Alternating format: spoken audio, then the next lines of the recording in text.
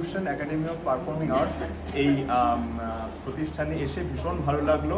এখানকার ওয়ার্কশপে যে সমস্ত মানুষজন এসেছেন চন্দননগর এবং চন্দননগরের আশেপাশে, সবচেয়ে বড় কথা সুদূর লখনৌ থেকে স্টুডেন্টরা এসেছেন যারা জয়েন করেছেন ওয়ার্কশপে, সকলের সাথে ইন্টারঅ্যাক্ট করে ভীষণ ভালো লাগলো।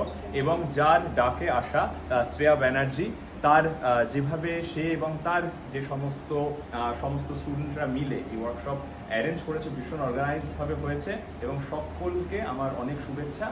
সামনের নৃত্য জীবন অনেক সুন্দর হোক। নমস্কার, আমি পায়েল। প্রথমবার ওয়ার্কশপের জন্য চন্দননগরে আসা এবং এই আশাটা আমাদের সারা জীবন মনে থাকবে।